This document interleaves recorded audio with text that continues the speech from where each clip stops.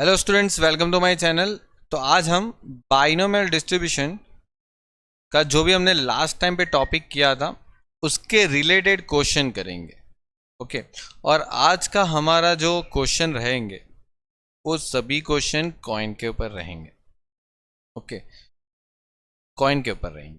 मतलब जो कॉइन का मैंने आपको लास्ट टाइम पे वो पास्कल ट्राइंगल के हिसाब से बताया था। अब देखो, आपको मैं यहाँ पर उसके दोनों तरीके से बताता हूँ कि कैसे आपको वो पास्कल ट्राइंगल याद करने से बहुत हेल्प मिल जाती है।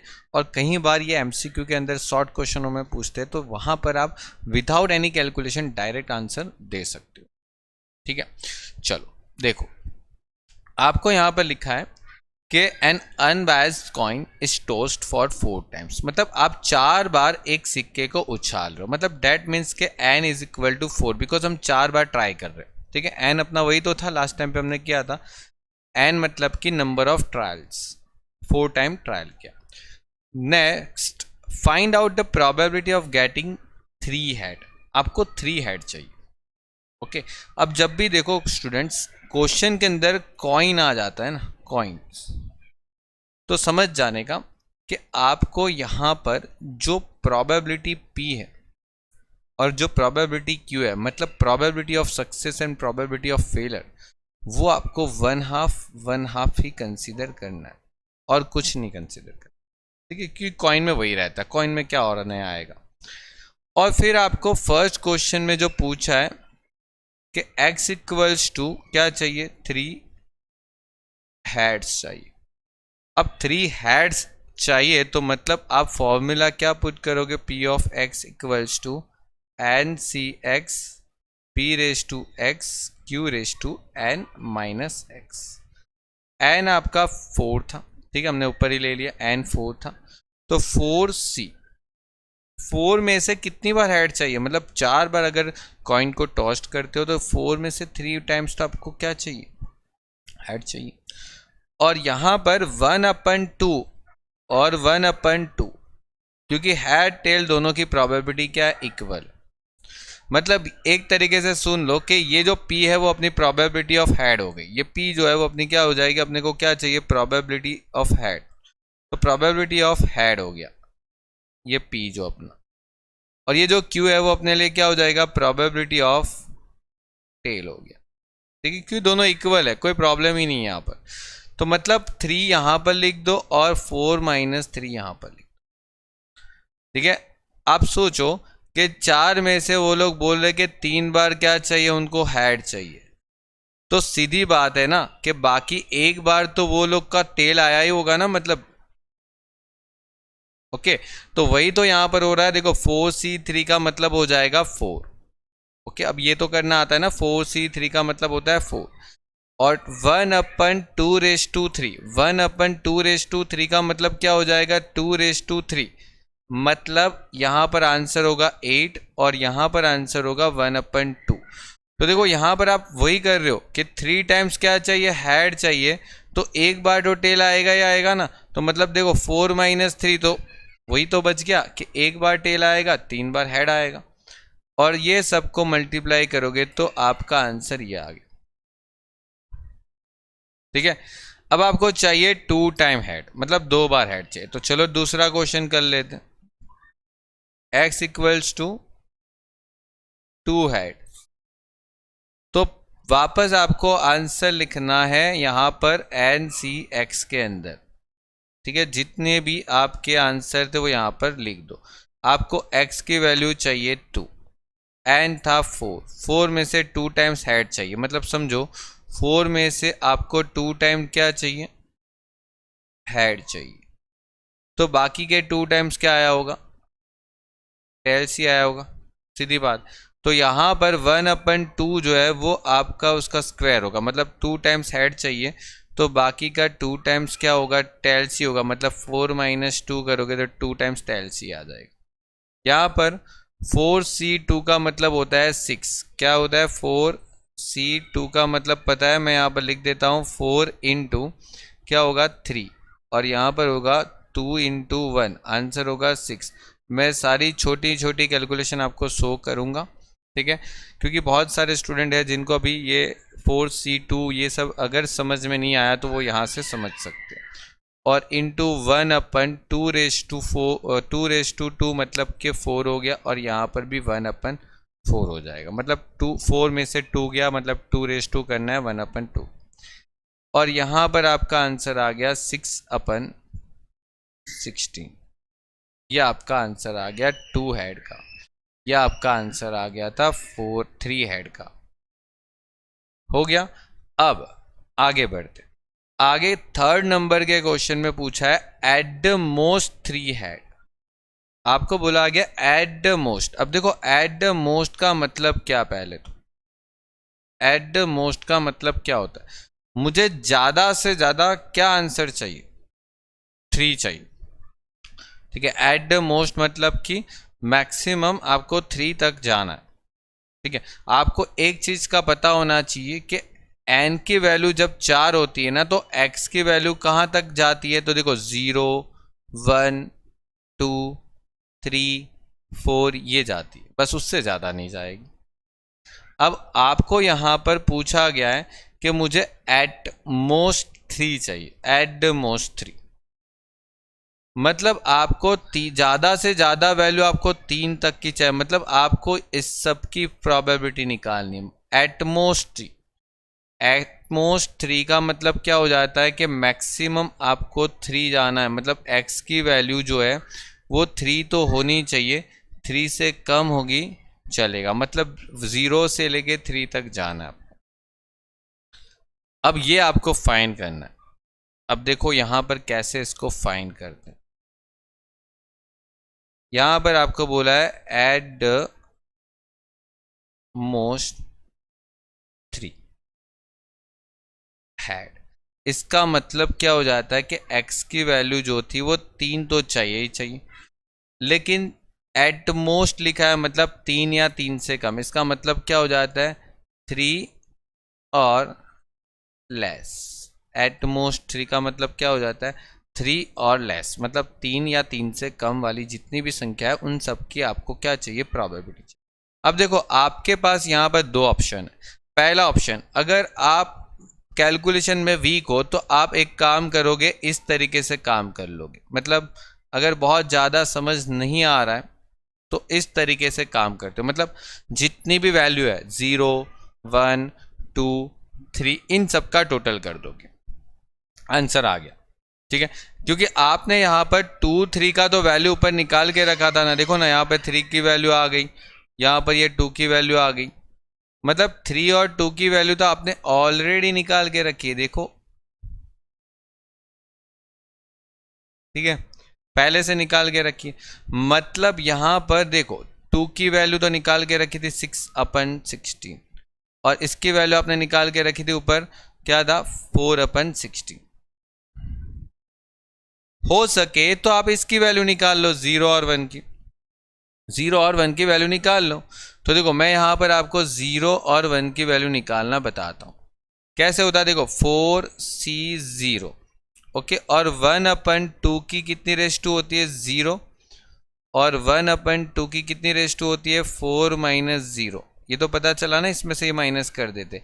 क्यों, अपना फॉर्मूला क्या है, तो फॉर्मूला के हिसाब से देखें तो एन सी एक्स होता है, पी की x पावर होती है और q की n - x होती है। डेट मीन्स यहाँ पर 1 हो जाएगा, क्योंकि किसी की भी c रेश मतलब 4c0 तो 1 होता है। ठीक है, 4c0 1 होता है, 5c0 1 होता है, मतलब वो 0 आ गया तो 1 होगा। और किसी की भी रेश टू में 0 होने पर भी आंसर क्या आने वाला है 1, और यहाँ पर 1/16 आएगा, तो मतलब फाइनल आंसर 1/16 हो गया। तो यहाँ पर ये 1/16 हो गया।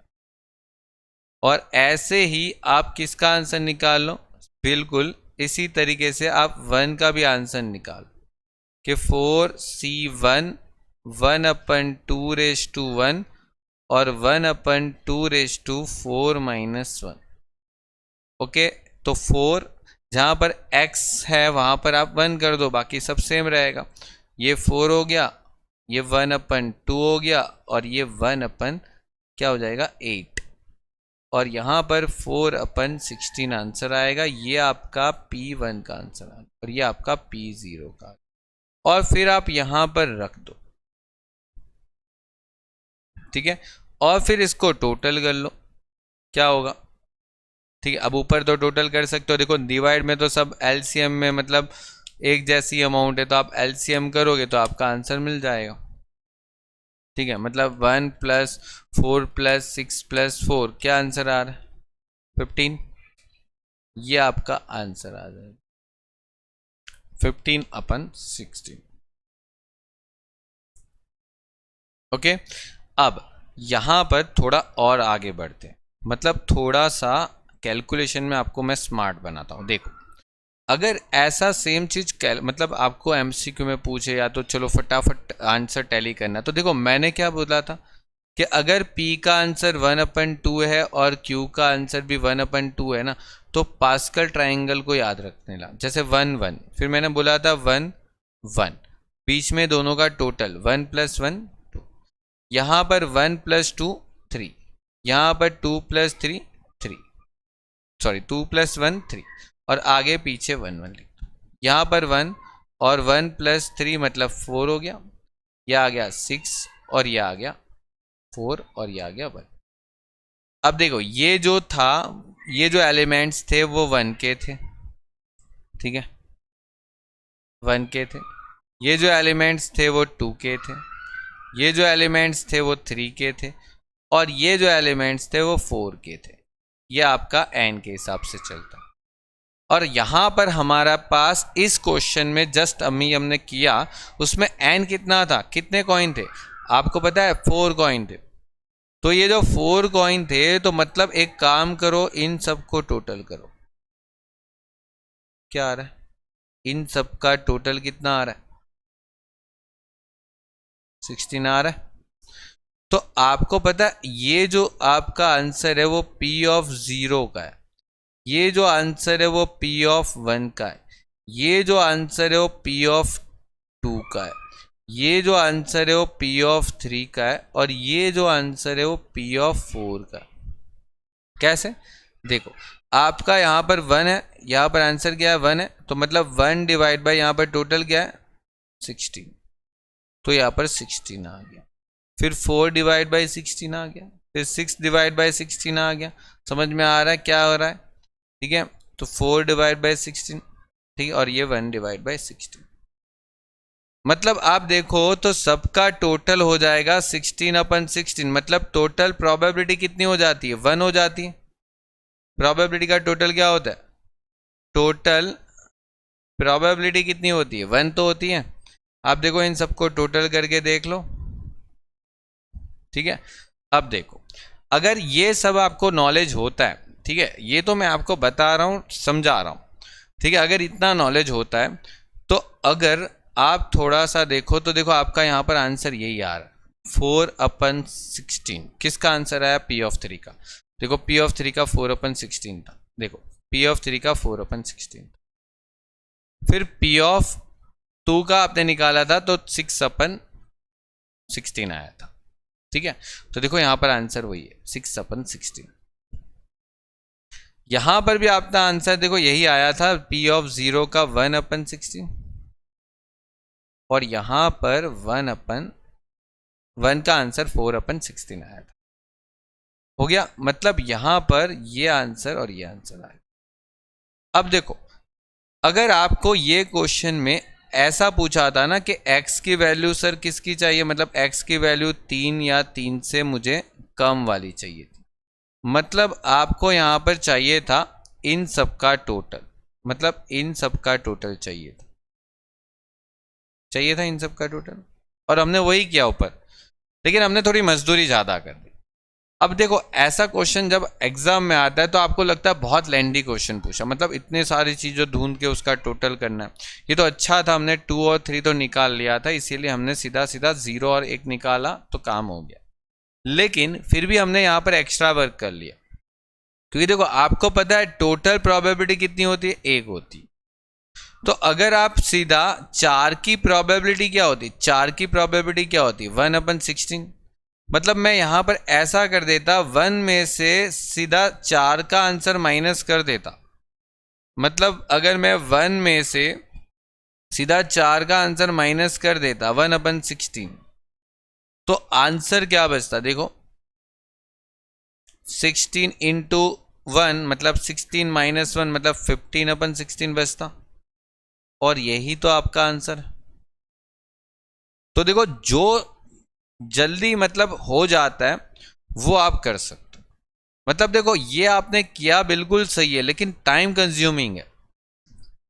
अगर आप चाहते तो ऐसा भी कर सकते थे, वो गलत नहीं देने वाला। मतलब p of x less than 3 निकालना, और आपको पता है यहाँ पर आपका आंसर जो है ना, उसमें इन सब को टोटल करने से ये बेहतर है। देखो एक चीज़ समझो, यहाँ पर इन सब को टोटल करना है तो उससे बेटर ये है कि 4 का आंसर निकाल लो इसका, और फिर इसको 1 में से माइनस कर दो, जो बच जाएगा वो बाकी 3 वो 4 का ही आंसर होगा। मतलब जो रह गया, मतलब 4 की जो प्रोबेबिलिटी निकाल लो, अगर इसकी प्रोबेबिलिटी आपको मिल जाती है उसको 1 में से माइनस कर दोगे तो जो भी आंसर आएगा वो अपने आप इसका ही आंसर आने वाला है।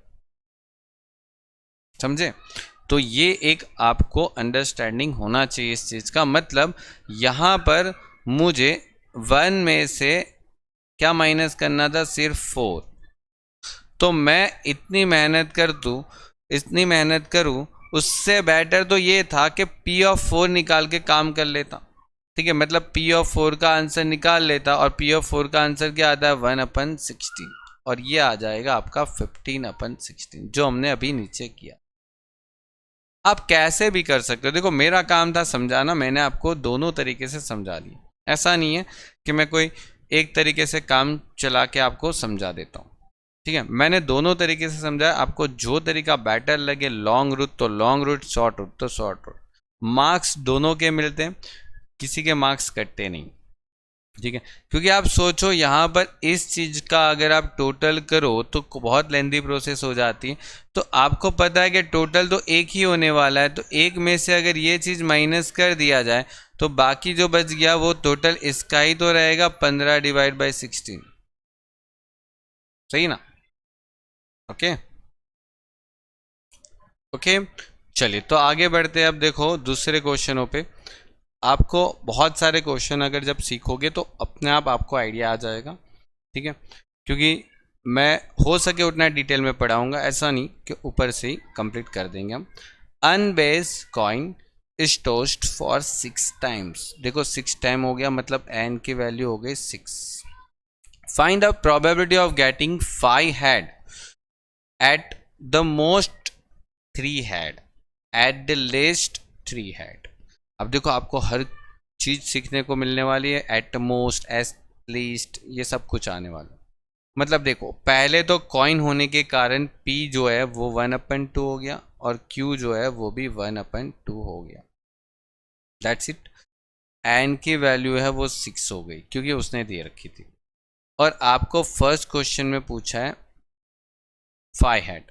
क्या पूछा है? 5 हेड। मतलब फर्स्ट क्वेश्चन आपको एकदम सिंपल सा पूछा है कि आपको x की वैल्यू 5 रख के आंसर निकालना। 5 हेड्स मतलब p ऑफ x का जो वैल्यू है उसमें आप n(c(x) लिखो, p की x रेज टू लिखो, और q की n-x रेज टू लिखो। ओके, यहाँ पर n की वैल्यू है 6, तो मतलब 6, और यहाँ पर क्या निकालना है? 5, मतलब 5।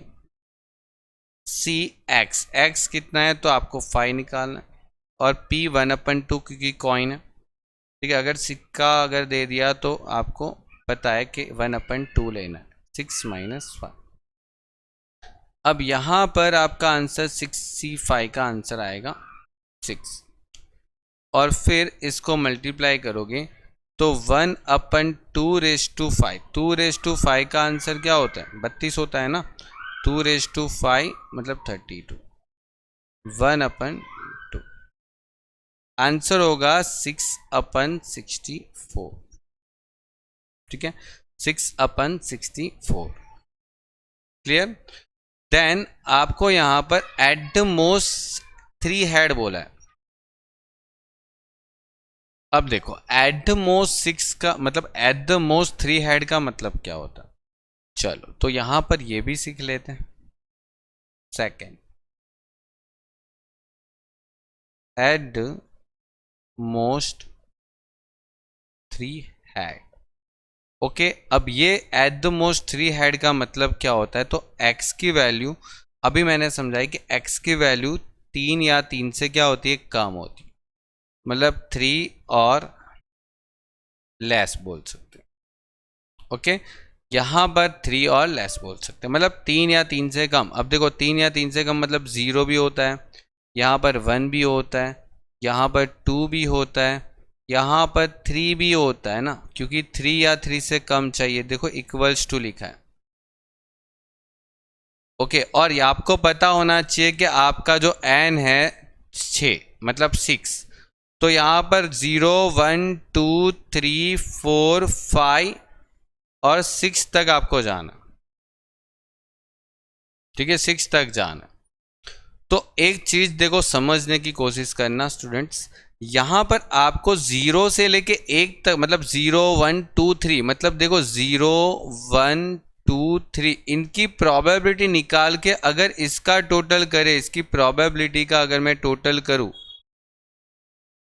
उससे बेटर मैं इनकी प्रोबेबिलिटी निकाल के, हमको पता है कि इनकी प्रोबेबिलिटी का टोटल कितना होता है? 1 होता है। मतलब अगर इसकी प्रोबेबिलिटी निकाला जाए, सबकी प्रोबेबिलिटी, मतलब 0 से लेके 1 2 3 4 5 6 सबकी प्रोबेबिलिटी अगर मैं निकाल के रख दूं, तो उसका आंसर क्या आता है? 1 आता है। ठीक है, सबको अगर मैं टोटल करूं तो अगर 0 1 2 3 का मैं टोटल क्यों करूंगा? क्योंकि देखो आपके पास अगर इसकी आंसर है, अगर इसका आंसर आप निकाल लो, तो इसका आंसर निकालने के बाद अगर इसमें से लेस कर दिया जाए, तो जो भी आंसर मिलेगा वो इसका ही तो मिलेगा। समझ पा रहे हो?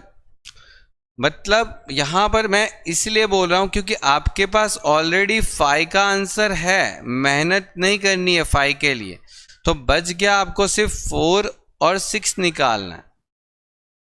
ठीक है, मतलब मैं ये चीज ढूंढूंगा कि मुझे यहां पर कौन सी चीज इजी पड़ती है, कि क्या मैं सबको फाइंड आउट करूं तो बहुत लेंथी क्वेश्चन जाता है, या फिर मैं सिर्फ इतना फाइंड आउट करूं कि x लेस देन 3 निकालना है, तो मैं 1 में से वो चीज माइनस कर दूं जो इसके अंदर नहीं है।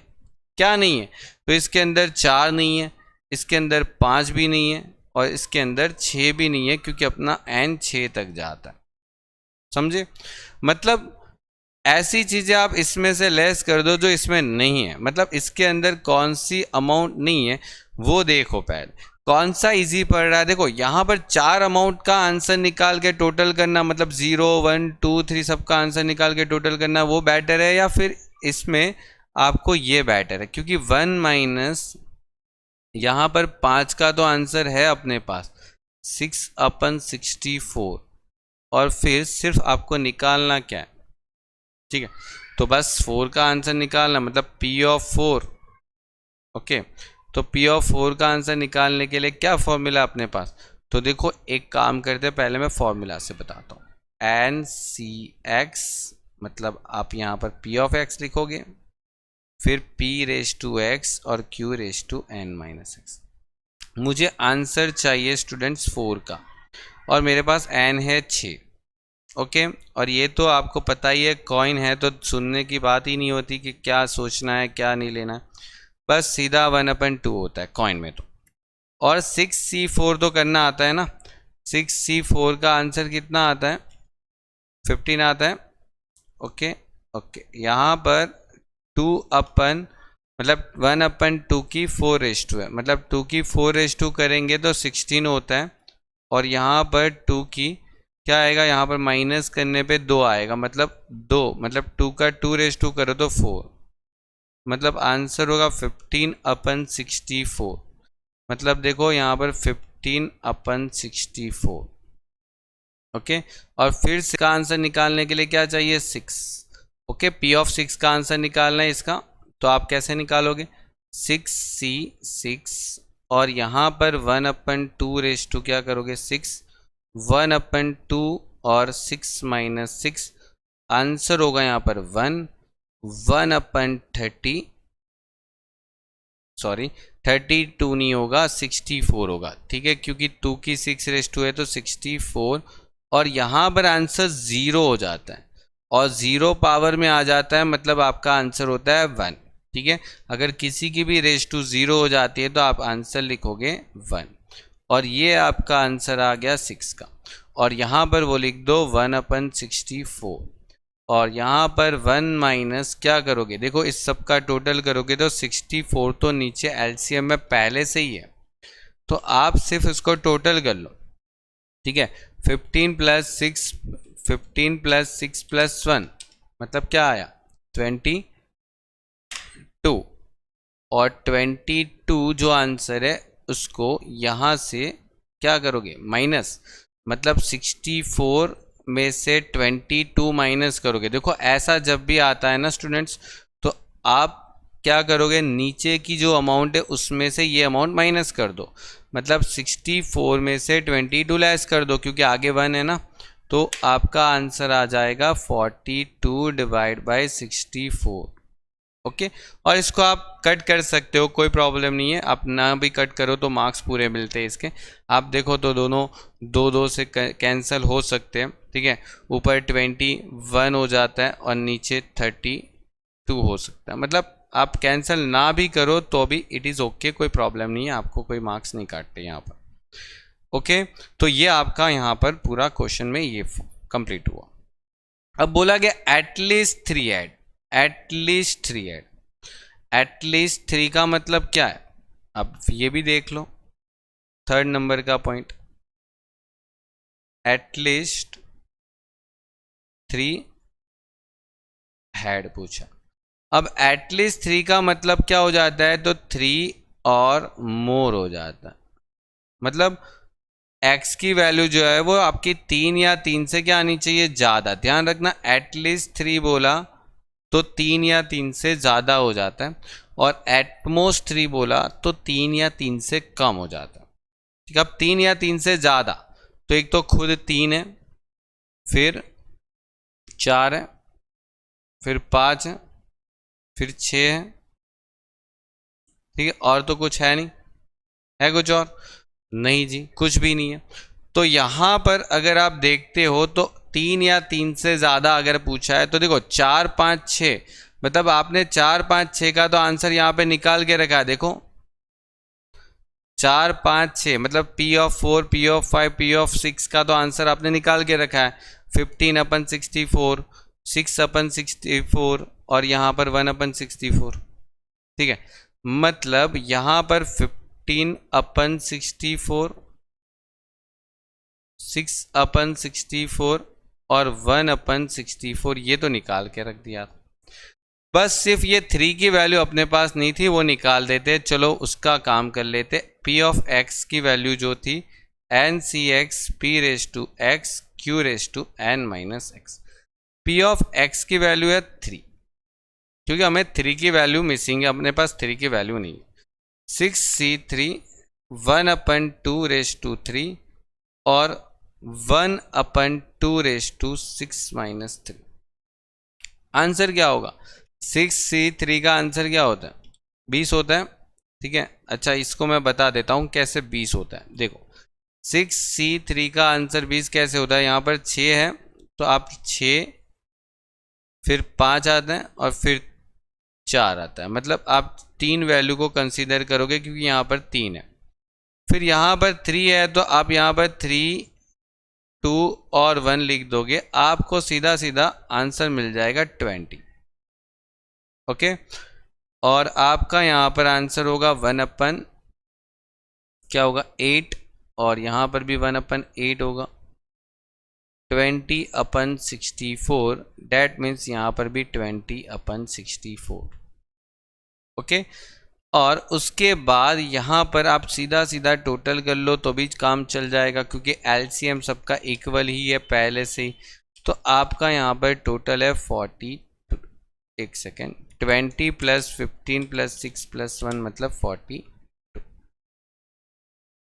हो गया। तो ये आपका आंसर हो गया।